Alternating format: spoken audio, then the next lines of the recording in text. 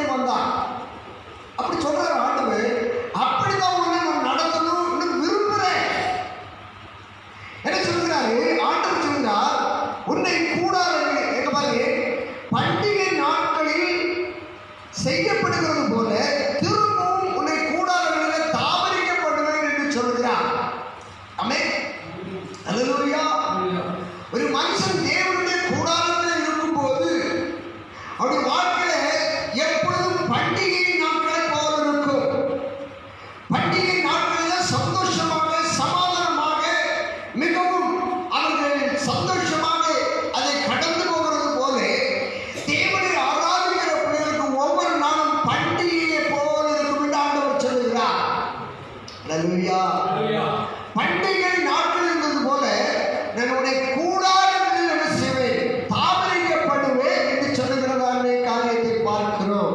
கருமையான தெய்வச்சனமே, நம்முடைய கூடாரம் என்று சொன்னால் நமக்கு உதாரணமாக நம்முடைய கூடாரம் என்று சொன்னால் நம்முடைய குடும்பத்தை எடுத்துக்கொள்ளலாம், நமது வீட்டை எடுத்துக்கொள்ளலாம், நம்முடைய வேலை ஸ்தலம் எடுத்துக்கொள்ளலாம். அங்கே எல்லாம் ஒவ்வொரு நாளும் பண்டிகை நாட்கள் போல் இருக்கும் என்று ஆண்டவர் சொல்கிறார். அல்லேலூயா. அப்போ பண்டிகை நாட்களில் நமக்கு என்ன இருக்காது, துக்கம் இருக்காது.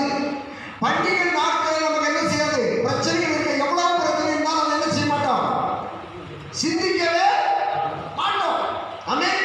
அப்போ ஆண்டவர் தம்முடைய கூடாரத்தை, நம்முடைய ஆத்மா என்கிற அந்த கூடாரத்தை அவர் பண்டிகை நாட்களிலே ஸ்தாபரிக்கிறது போல அதை உருவாக்குகிறார் என்பதை மறந்துவிடக்கூடாது. ஏன் என்று சொன்னால், எகிப்திலிருந்து, பாவத்திலிருந்து, சாபத்திலிருந்து, அக்கிரமத்திலிருந்து நம்மை எடுத்துக்கொண்டு வந்த தேவன் ஒவ்வொரு நாளும் அவர் பண்டிகையை போல நம்மை நடத்த விரும்புகிறார்.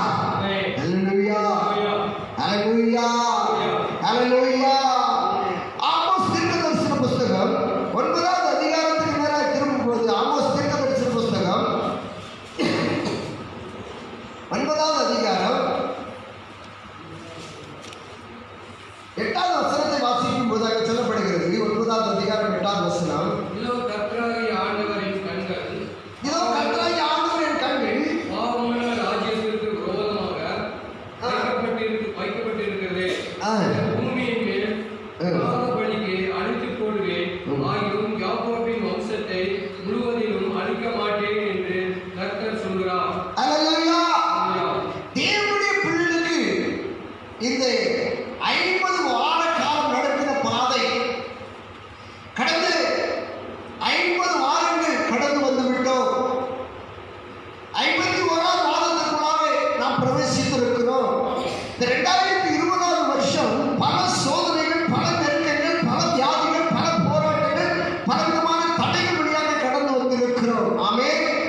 அல்லேலூயா. அல்லேலூயா. இந்த வருஷத்துல அநேக கொள்ளை நோய்கள் தேசமெங்கு மாத்திரமல்ல உலகெங்கும் அது தலைவிரித்து ஆடினது. ஆமென். கொரோனா என்கிற நோய், கொள்ளை நோய், அது உலகமெங்கும் தலைவிரித்து ஆடினது. ஒருவருக்கு ஒருவர் கை கொடுக்க முடியவில்லை, ஒருவருக்கு ஒருவர் பேச முடியவில்லை, ஒருவருக்கு ஒரு முகமுகமாய் பார்க்க முடியவில்லை, ஒருவருக்கு ஒருவர் பக்கத்தில் அன்பாய் விசாரிக்க முடியவில்லை. அப்படிப்பட்ட சூழ்நிலை கடந்து வந்தோம். ஆனாலும் ஆண்டவர் சொல்லுகிறார், இதோ கர்த்தராகிய ஆண்டவர் கண் பாவமுள்ள ராஜ்யத்திற்கு விரோதமாக வைக்கப்பட்டிருக்கிறது. ஆமென். இந்த உலகமெங்கும் பாவங்கள் சூழ்ந்திருக்கிறது, அக்கிரமங்கள் சூழ்ந்திருக்கிறது. அவருடைய கண்கள் அவர்களுக்கு முன்பதாக என்ன செய்யப்பட்டிருக்கிறதா, ராஜ்யத்திற்கு முன்பதாக விரோதமாக வைக்கப்பட்டிருக்கிறது. அவை பூமி மேல் இராதபடிக்கு அழித்து போடுவே. பாவத்தில் இருந்த ஜனங்கள், அக்கிரமத்தில் இருந்த ஜனங்கள், தேவனுக்கு விரோதமாக செயல்பட்ட ஜனங்கள், பொறுப்பட்ட ஜனங்கள் ஆண்டவர் என்ன செஞ்சிட்டார், இப்ப அழிச்சிட்டார். ஆமென். அல்லேலூயா. அப்படி பார்க்க போனா தேசத்துல அதிக அழிவு எங்க வந்துச்சு, அமெரிக்க தேசத்துல வந்தது. ஆமென். அல்லேலூயா. அமெரிக்க தேசம் ஒரு கிறிஸ்தவ நாடு, ஆனால் அங்கே பாவங்கள் பெருகிக் கொண்டிருக்கிறது. ஆமென். அல்லேலூயா. அங்கே பாவங்கள் பெருகிக் கொண்டிருக்கிறது. ஆமென். அல்லேலூயா. அந்த பாவத்துக்கு விரோதமாக தேவன் செயல்பட்டார். ஆனாலும் அங்கே சொல்லு, அழித்து போடுவேன், ஆயினும் யாக்கோபின் வம்சத்தை முழுவதும் அழிக்க மாட்டேன் என்று கர்த்தர் சொல்லுகிறார். அல்லேலூயா. அல்லேலூயா. யாக்கோபின் வம்சம் என்று சொல்லப்பட்டிருக்கிறது. கர்த்தரை ஆராதிக்கிற பிள்ளைகள், ஆவிக்குரிய கூடாரமாய் இருக்கிற தேவனுடைய பிள்ளைகளை, ஆண்டவரை ஆராதிக்கிற பிள்ளைகளை ஆண்டவர் சொல்றார், நான் அழிக்க மாட்டேன். அல்லேலூயா சொல்லுங்களேன். அழிக்க மாட்டேன், அழிக்க மாட்டேன் அப்படின்னு விட்டுட்டார் நினைச்சிட்டு இருக்கீங்களா? அப்படி விட்டுட்டார் நினைச்சிட்டு இருக்கீங்களா? இல்லை. ஆனாலும் கர்த்தர் நம்ம மேல் கிருபையாக இருக்கிறபடினாலே நம்மை பாதுகாத்து கொண்டிருக்கிறார். அழிக்க மாட்டேன் என்று சொல்றார். அடுத்து பாருங்க, அடுத்த வசனம், இதோ சல்லடையினால் சலிக்கிறது போல இஸ்ரவேல் வம்சத்தை எல்லா ஜாதிகளுக்குள்ளும் சலிக்காதபடிக்கு நான் கட்டளையிடுவேன். ஆனாலும் ஒரு கோதுமை மணியின் தலையில் என்ன செய்வதில்லை. அல்லேலூயா. எவ்வளவுதான் பிசாசு நம்மளை சோதித்தாலும், பிசாசு எவ்வளவு தூரம் நம்மை வஞ்சித்தாலும், பிசாசு எவ்வளவு தூரம் நம்மை விழப்பண்ணினாலும், ஆண்டவருடைய வார்த்தை சொல்கிறது, அவரை ஆராதிக்கிற பிள்ளைகளுக்கு, அவருடைய கூடாரமாக இருக்கிற பிள்ளைகள் கோதுமை மணிகள் என்று சொல்லப்பட்டிருக்கிறது. அவர்களை நான் என்ன செய்வதில்லை, தரையிலே விடுவதில்லை. ஆமென். ஒரு நாளில் கர்த்தரை ஆராதிக்கிற பிள்ளைகள் விழுந்து போவதில்லை. எவ்வளவு நேரம் வந்தாலும் சரி, ஆமென், எவ்வளவு போராட்டம் வந்தாலும், எவ்வளவு வியாபாரம் வந்தாலும், எவ்வளவு நெருக்கம் வந்தாலும், எவ்வளவு விலைகள் வந்தாலும், எவ்வளவு சோர்வுகள் வந்தாலும், எவ்வளவு பாடுகள் வந்தாலும், கர்த்தரை ஆராதிக்கிற பிள்ளைகளை கர்த்தர் அழிக்காதபடி பாதுகாக்கிறார். ஒரு கோதுமை மணியின் தலையிலே விழுவதில்லை. ஆமென். ஹல்லேலூயா. ஆமென். ஆமென். ஹல்லேலூயா. ஹல்லேலூயா. பாருங்க, ஆண்டவர் தம்முடைய கூடாரத்தில் இருக்கிற பிள்ளைகளுக்கு கொடுக்கிற ஆசீர்வாதம் மூலமாக நான் அழிக்க மாட்டேன், அடுத்து நான் உன்னை விழ பண்ணவும் மாட்டேன். உன்னை நான் முதல்ல அழிக்க மாட்டேன், அடுத்து செய்ய மாட்டேன், உன்னை ஒரு நாள் நீ விழுந்து போக மாட்டேன். அடுத்த வசனத்தை வாசிங்க. தீங்கு எங்களை அனுபவம் எங்களுக்கு நேரிடுவது என்ன என்று சனத்தில் சொல்கிற பாவிகளுக்கு படைத்தினால் சாவார்கள். அவை அடுத்த ஆண்டவர் சொல்றார், கர்த்தருடைய கூடாரத்தில் தங்கியிருக்கிற மனுஷனுக்கு உள்ள ஆசீர்வாதங்கள், கர்த்தருடைய கூடாரத்தில் தங்கியிருக்கிற மனுஷனுக்கு முதல் ஆசீர்வாதம், அவரை நான் அழிக்க மாட்டேன், அடுத்து உன்னை விழப்பட மாட்டேன், அடுத்து தீங்கு உன்னை செய்யாது. ஆமென். ஹல்லேலூயா. ஹல்லேலூயா. இதெல்லாம் இந்த 50 வாரம் இந்த வாழ்க்கையில் வந்துச்சு. ஆனால் நம்மளை அதை என்ன செய்யல, தீக்கு வர்றது போல வந்துச்சு, பிரச்சனை வர்றது போல வந்துச்சு, வியாதி வர்றது போல வந்துச்சு, போராட்டம் வர்றது போல வந்துச்சு, வந்து வழியாக செஞ்சு போயிடுச்சு. ஏன்னா ஆண்டவர் சொல்றாரு, நீ கூடாரத்தில் இருக்கிறதுனால நான் உன்னை என்ன செய்ய மாட்டேன், தீங்கு மேல வரும். அடுத்து பாருங்க, ஏதேனும் மீதியானவர்களையும் என் நாமம் விளங்கிய சகல ஜாதிகளையும் வசமாக்கி கொள்ளும்படிக்கு அந்நாளில் விழுந்து போன தாவீதின் கூடாரத்தை நான் திரும்பவும் எடுப்பித்து சொல்லுவோமா. அடுத்து 50 வாரம் எத்தனை முறை விழுந்து போனோம், எத்தனை முறை சோர்ந்து போனோம், எத்தனை முறை தடுமாறணும். 50 வாரம் பல தடுமாற்றம் நமக்கு வந்துச்சா இல்லையா? சோர்வு வந்துச்சா வரலையா? வேலைக்கு வந்துச்சா வரலையா? எல்லாம் வந்துச்சு. பிரச்சனை வந்துச்சா வரலையா? வந்துச்சு. ஆனா ஆண்டவர் நமக்கு இன்னைக்கு வாக்கு கொடுக்கிறார், நீ என் கூடாரத்தில் இருந்துனா கூடாரத்தை திரும்ப ஸ்தாபிப்பேன், கட்டுவேன் சொல்றேன். தீர்க்காக வாழ்க்கையில உன்னை சோர்வு பண்ண மாட்டேன், உன்னை விழ பண்ண மாட்டேன், உன்னை அழிக்க மாட்டேன் எல்லாம் சொல்லி அதோட விட்டு விடுகிற தேவன் அல்ல. அவன் சொல்றது, அந்நாளிலே விழுந்து போன தாவீதின் கூடாரத்தை நான் திரும்பவும் என்ன செய்வேன், எடுப்பித்து அதன் திறப்புகளை அடைத்து அதன் பாழாய் போன சீர்படுத்தி பூர்வ நாட்களில் இருந்தது போல அதை ஸ்தாபிப்பேன் என்று இதை செய்கிற கர்த்தர் சொல்லுகிறார்.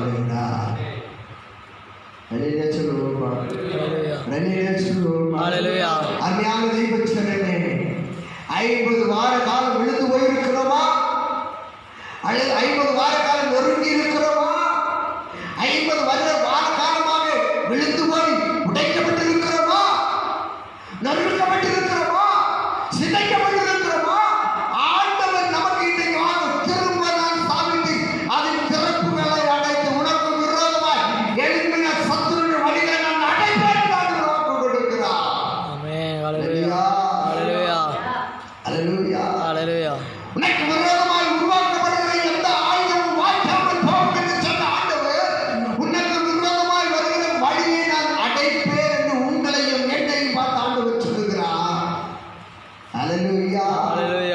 அல்லேலூயா. அவருடைய கூடாரத்தில் தங்கி இருக்கிற பிள்ளைகளுக்கு, தேவனுடைய கூடாரத்தில் இருக்கிற பிள்ளைகளுக்கு வருகிற ஆசீர்வாதங்கள் என்ன? உன்னை நான் என்ன செய்வேன்? உனக்கு விரோதமாய் உருவாக்கப்படுகிற எல்லா வழியையும் நான் அடைச்சு விடுவேன். ஆமே. நம்ம ஏதோ ஒரு வழியை கண்டு பயந்துட்டு இருக்கிறோம், ஏதோ ஒரு சூழ்நிலை கண்டு பயந்துட்டு இருக்கிறோம், ஏதோ ஒரு பிரச்சனை கண்டு பயந்துகிட்டு இருக்கிறோம். ஆனால் ஆண்டவர் சொல்றாரு, அதை நான் என்ன செய்வேன்? உன் வழியில வராது, நான் உன்னை என்ன செய்வேன்? பாதுகாக்கும்படியாக உனக்கு விரோதமாய் எழுப்பி வருகிற பாதைகளை நான் அடைப்பேன் என்று ஆண்டவர் சொல்கிறார். அல்லேலூயா. எவ்வளவு நல்ல கர்த்தர் பாருங்க, எவ்வளவு நல்ல மேன்மையான தெய்வம் பாருங்க. இந்த ஆமோஸ் 9வது அதிகாரத்தை நான் வாசிக்கும் போது பாருங்க, ஆமோஸ் முதல்ல பார்த்தீங்கன்னா பல காரியங்களை சொல்லிக்கிட்டு வருவார். பல காரியங்களை அது பாருங்க, 4வது அதிகாரம் 12வது வசனத்தை வாசிங்க. 4வது அதிகாரம் 12வது வசனம் அங்கே சொல்லப்பட்டிருக்கிறது பாருங்க. ஆமோஸ் 4:12. ஆகையால் இஸ்ரவேலே, இந்த பிரகாரமாக நான் உனக்கு செய்வேன், நான் உனக்கு செய்ய போகிறேன். தேவனை சந்திக்க என்ன செய்யும்? ஆயத்தப்படு. ஆமென். அப்போ ஆண்டவர் நமக்கு சொன்னதை செய்யணும்னா தேவனை சந்திக்க நாம ஆயத்தப்படணும். நம்முடைய கூடாரம், இந்த ஆவிக்குரிய கூடாரத்தை தேவனுடைய கரத்தில் கொடுத்துட்டோம்னா, நம்முடைய ஆவிக்குரிய கூடாரத்தை தேவனுடைய கரத்தில் விட்டு கொடுத்துட்டோம்னா, அவர் சொன்னதை செய்கிற தேவனாய் இருக்கிறார். அல்லேலூயா. Hallelujah. நம்முடைய வாழ்க்கையில என்னத்தை சொன்னாலும் அவர் நிச்சயமாகவே செய்வார். என்று சொன்னால் அவர் வாக்குரைப்பதை நிறைவேற்றுவதற்கு எப்படி இருக்கிறாரா? வல்லவராய் இருக்கிறார். Amen. Hallelujah. பொய் சொல்வதற்கு அவர் மனுஷனும் அல்லவே, அவர் பொய் சொல்வதற்கு அவர் மனுஷனும் அல்லவே. ஞானம் பிள்ளைகளே, ஆண்டவர் அடுத்து பாருங்க, கூடாரம் அடுத்து அது பழுதாய் போனவற்றை சீர்படுத்துவேன் என்று சொல்றார். அப்ப அல்லேலூயா, அல்லேலூயா. எந்த இடத்துல நாம் விழுந்து போயிருக்கிறோமோ, எந்த காரியத்தை கண்டு நடுங்கிக் கொண்டிருக்கிறோமோ, எந்த சூழ்நிலை கண்டு பயந்து கொண்டிருக்கிறோமோ, ஆண்டவர் நமக்கு இன்றைக்கு கொடுக்கிற வார்த்தை, அதை நான் என்ன செய்வேன்? சீர்படுத்துவேன். அல்லேலூயா. Hallelujah. சீர்படுத்துவேன். பூர்வ நாட்கள் இருந்தது போல அதை ஸ்தாபித்து என்று இதை சொல்லுகிற கர்த்தர் என்ன செய்கிறாரா? சொல்லுகிறார். அடுத்த வசனத்தில், இதை உழுகிறவன் அறுப்புகளை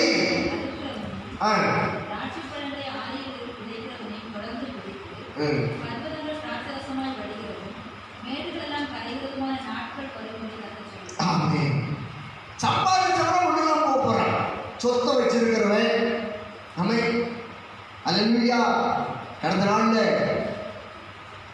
கரூர்ல ஒருத்தர் இறந்து போனார்.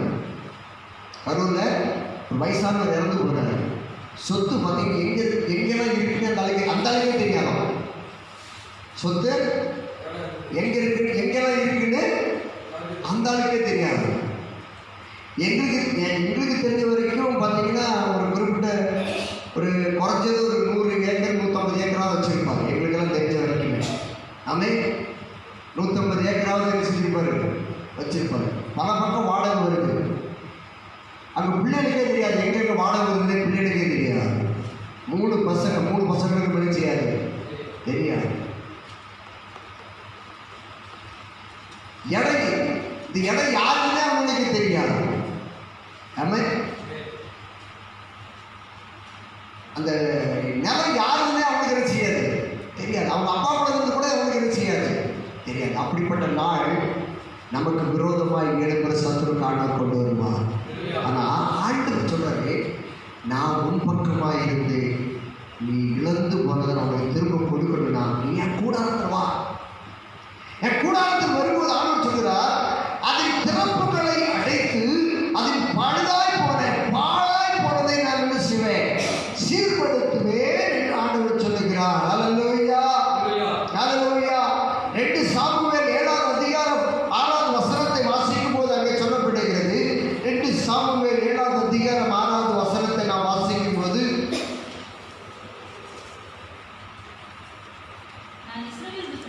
நான் இஸ்ரவேல் புத்திரரை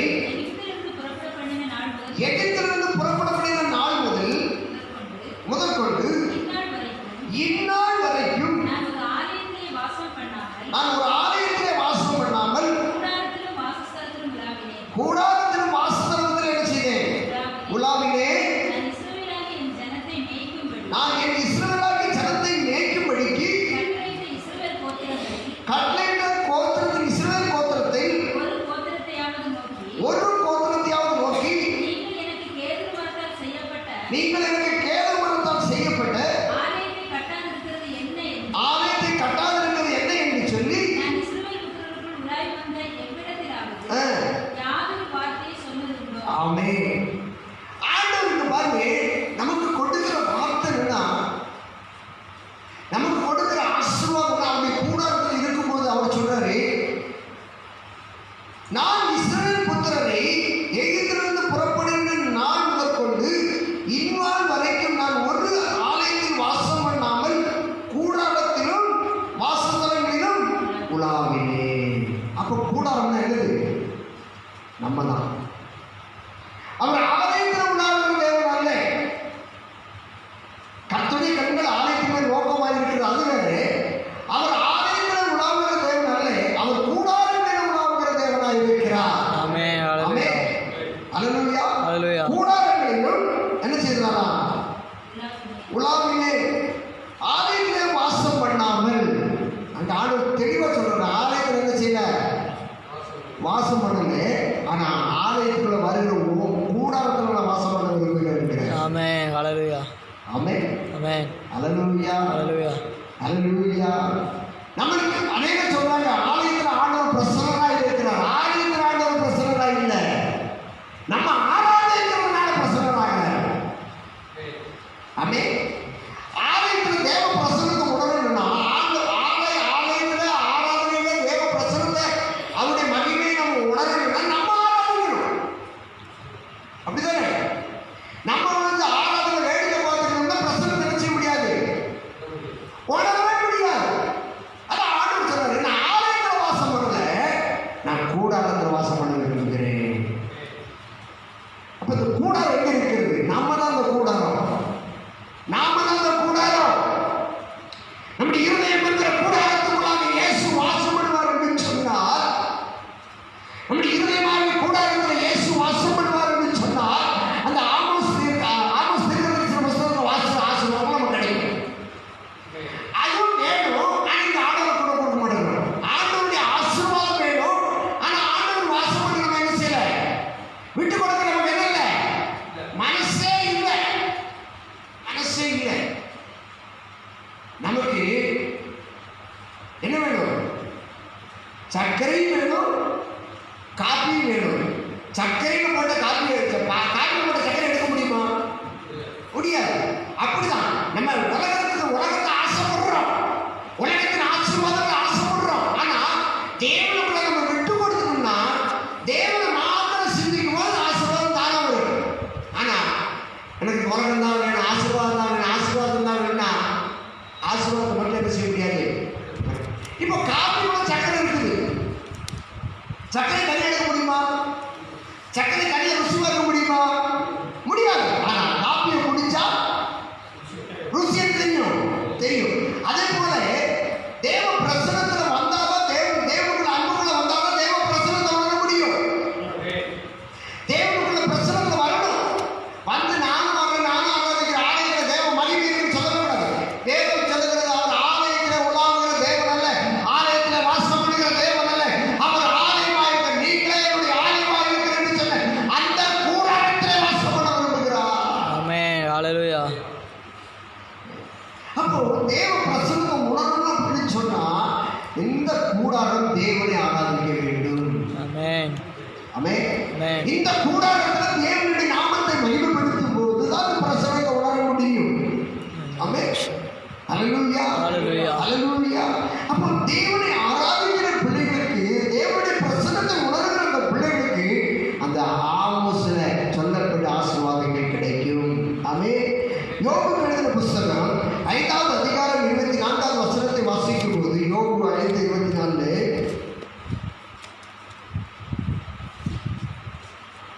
உம்முடைய கூடாரம் சமாதானத்தோடு இருக்க பண்ணுங்கள். உம்முடைய வாசஸ்தலத்தை விசாரிக்கும் போது குறைவை காண மாட்டீர்கள். ஆமென்.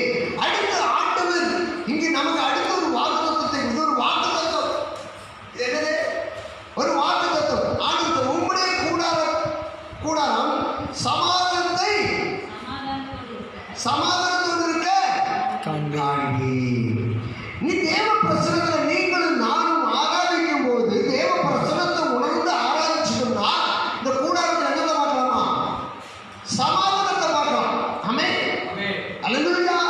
நம்முடைய வாழ்க்கையில சமாதானம் இல்லை, நம்முடைய கூடாரம் சந்தோஷம் இல்லை, நம்முடைய கூடாரம் சங்கடமா இருக்கு, நம்முடைய கூடாரம் பிரச்சனையா இருக்கு, நம்முடைய கூடாரத்துல போராட்டம் இருக்கு. நம்ம என்ன செய்யல? நம்முடைய கூடாரத்தை ஆண்டவர்கிட்ட கொடுக்கல. ஆமென். இந்த கூடாரத்தை ஆண்டவர் வாசமாக கொடுக்கணும்னா இந்த கூடாரத்துல என்ன இருக்குமா? சமாதானம் இருக்கும். அல்லேலூயா. ஹalleluya. இந்த கூடாரத்திலே என்ன இருக்குமா? தம்முடைய கூடாரம் சமாதானமாய் காண்பி. உம்முடைய வாசஸ்தலத்தை விசாரிக்கும் போது குறைவை காண மாட்டீர். அப்ப இந்த கூடாரத்துக்குள்ளாக சமாதானம் வந்தாலும் குறைவு இருக்காது. நிறைவானது வருவது குறைவானது விஷயமா போயிடும். ஆனா நமக்கு நிறைவானது வந்து கொண்டுதான் இருக்குது. ஆனா குறைவு உள்ளது வெளியே போகல. குறைவு என்ன செய்யுது? உள்ளே இருக்குது. பஞ்சகம் உள்ளதா இருக்குது, வைராக்கியம் உள்ளதா இருக்குது, பிரச்சனை உள்ளதா இருக்குது, பொய் சொல்றது, போராடப்படுறது, வயிற்றுச்சல் போடுறது எல்லாம் என்னதான் இருக்குது? உள்ளதா இருக்குது. ஆனா சமாதானம் வருது. சமாதானம் தேடி தேடி தேடி தேடி நம்மளோட மத்தியில் வருது. ஏன் அது வந்த உடனே அந்த சமாதானம் இங்கே தங்கணும்னா நம்ம தேவ பிரசனத்துக்கு நம்ம என்ன செய்யல? விட்டு கொடுக்கல. ஆமென்.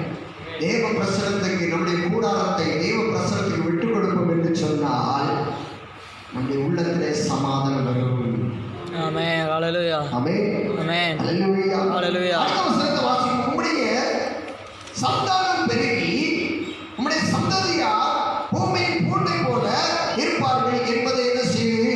அறிந்து கொள்வீர். அறிந்து கொள்வீர். ஆமென். ஆமென். அல்லேலூயா. ஹalleluya. நம்முடைய சந்தானம் என்ன செய்யுமா?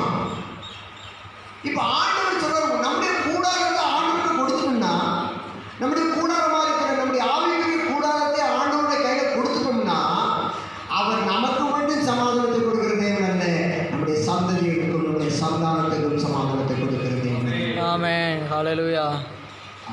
ஆமென். அப்போ நம்முடைய பிள்ளைகளுக்கு சமாதானத்தை எங்கே தான் இருக்குது? நம்ம பிள்ளைகளோட வாழ்க்கையில சமாதானம் வேணும். எங்க இருக்கு பிரச்சனை?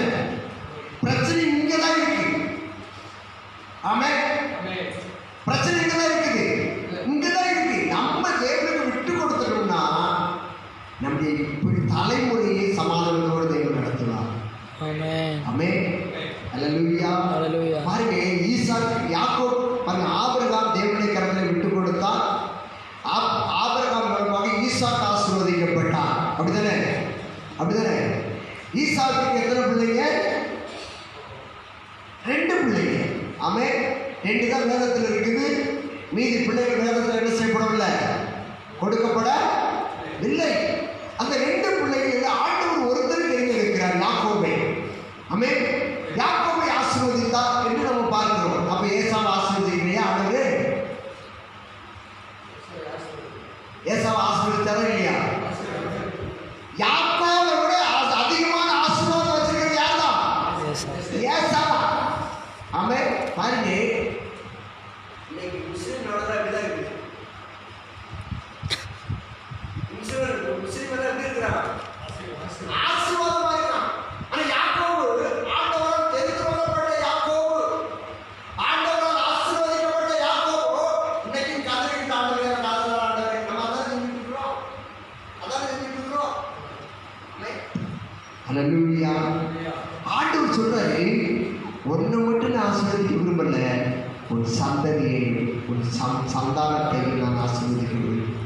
ஆண்டவர் இஸ்ரவேல் யாக்கோபுக்கு ஆபிரகாமுக்கு சொன்னதை நிறைவேற்றாரு. ஆபிரகாமுக்கு முன்னிமித்தம் சந்ததியை என்ன செய்வேன்? ஆசீர்வதிப்புன்னு சொன்னார். அதை செஞ்சுட்டாரு. ஆனா ஏசாவு தேவனை மறந்த போதும் அந்த தேவன் சொன்ன வார்த்தை மறக்கவில்லை. ஏசா ஆண்டவர் மறந்தான். ஏசா ஆண்டவருடைய பிரசன்னத்தை மறந்தான். ஆனா ஆண்டவர் மறக்கல. ஏசாவை மறந்தாரா? மறக்கல. ஆமென். அல்லேலூயா. அல்லேலூயா. அல்லேலூயா. ஹalleluya. பாருங்க, அடுத்தது ஒரு பாருங்க, அங்கேயும் மறக்கல, அதற்கு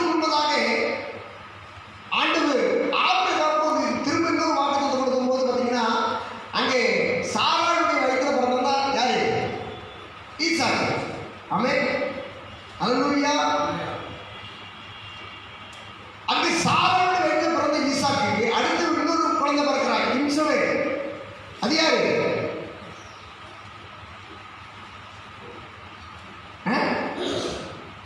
யாருடைய பிள்ளை? அது ஆபிரகாமுடைய பிள்ளை தான்.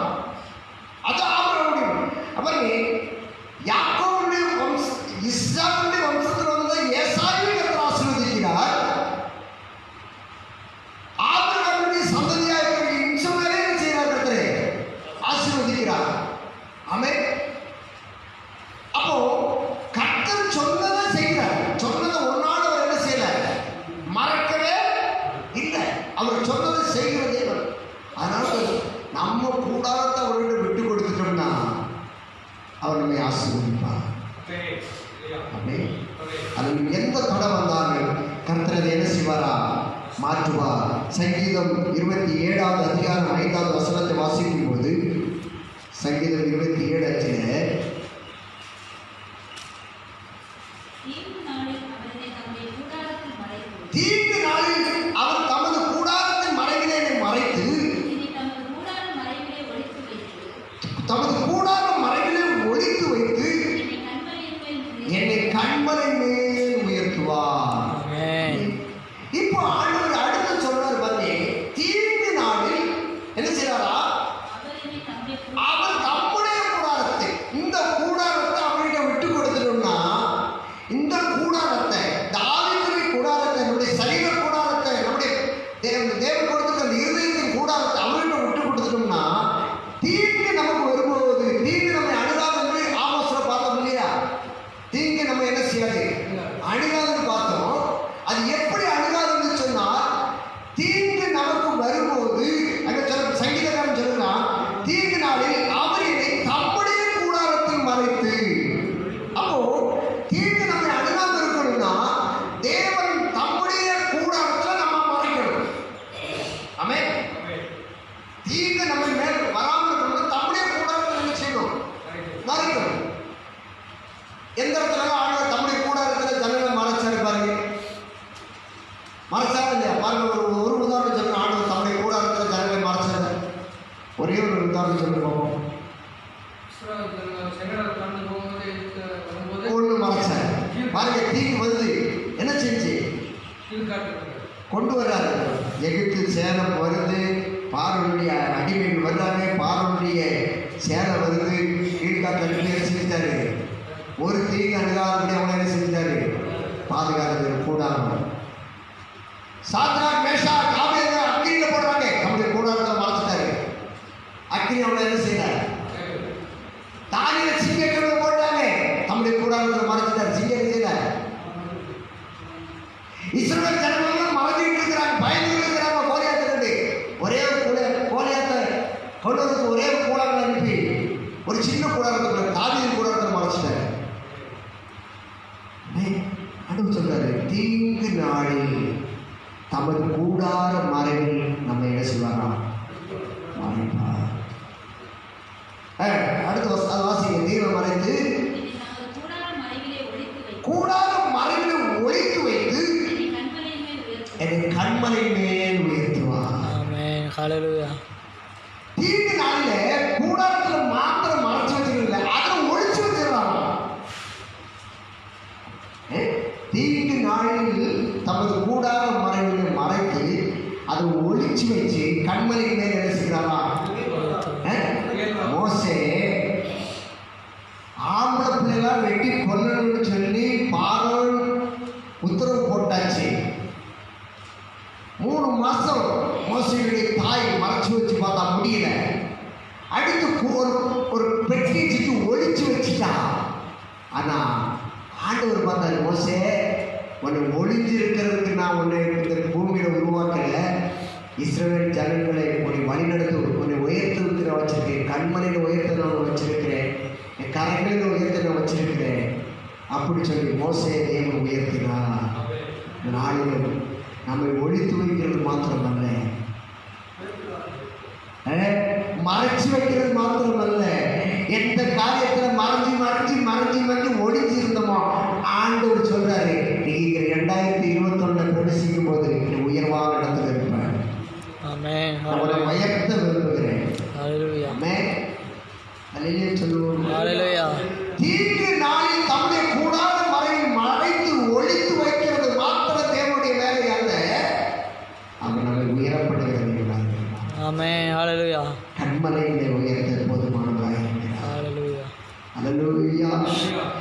யோபு 21ஆம் அதிகாரம் 4வது வசனத்தை வாசிக்கும் போது யோபு 21:4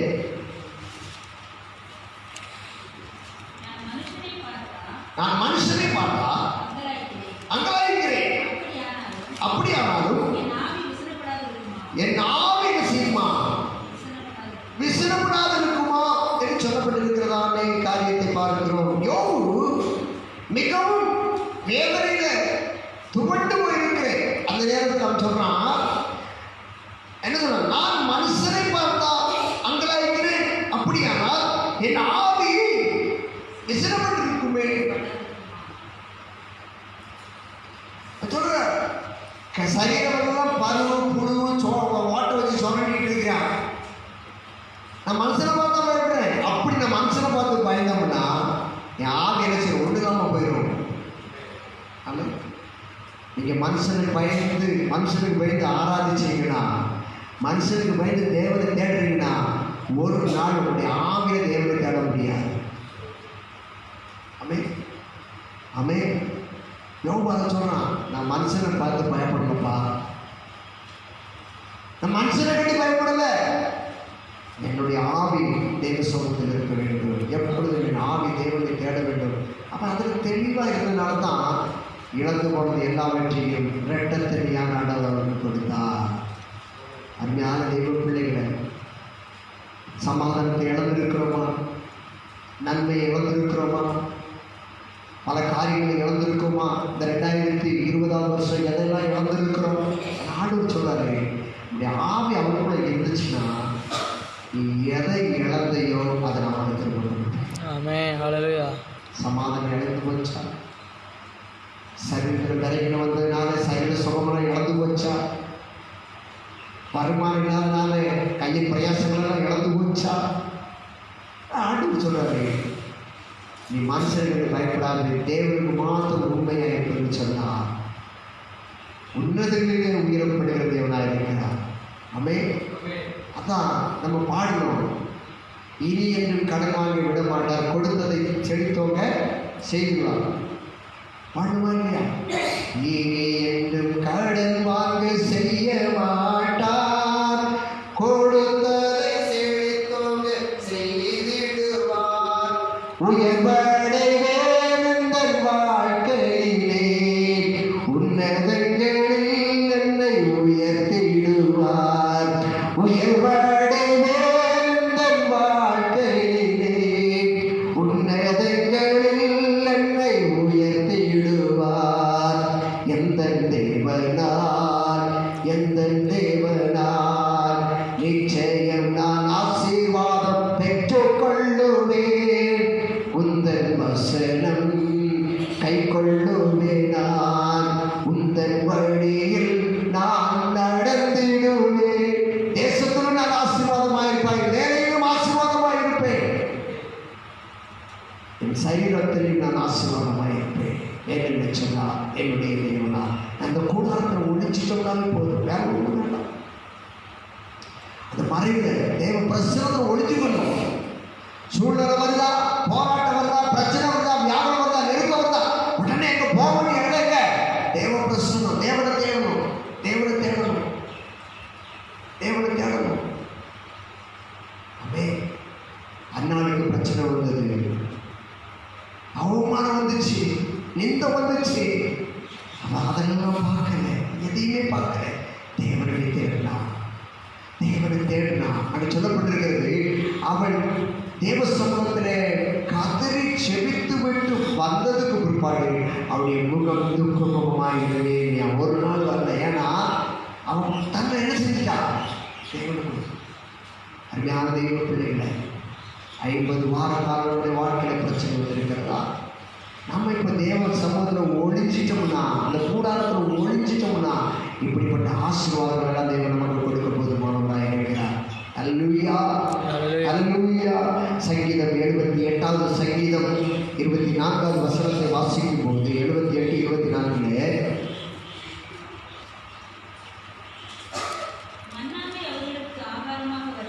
மன்னாவை அவர்களுக்கு ஆகாரமாக வர்ஷிக்கப்படி வானத்தின் தானியத்தை அவர்களுக்கு கொடுத்தார். இஸ்ரவேல் ஜனங்கள் புறம்புனாங்க, கதறினாங்க.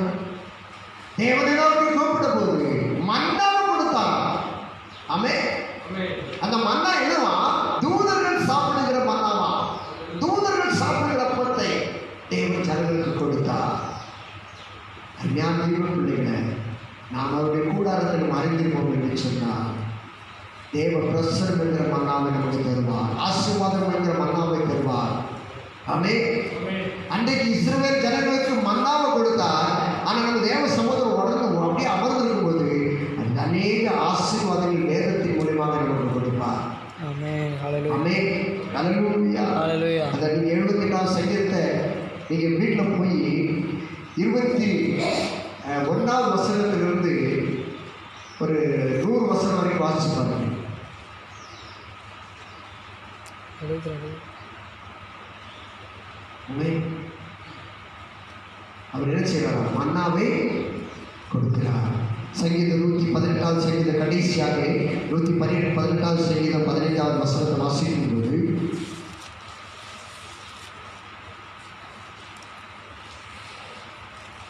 நீதிமான்களுடைய கூடாரங்களில் ரட்சிப்பின் கம்பீர சத்தம் உண்டு. நீதிமானுடைய கூடாரங்களில் ரட்சிப்பின் கம்பீர சத்தம் உண்டு. மன்னித்து கொள்ளுங்கள். 78வது சங்கீதத்தில் வசனம் 71 79 தான் இருக்கும். உண்மை நான் தவறெல்லாம் சொல்லிவிட்டேன். அந்த கடைசி 21லிருந்து அந்த 79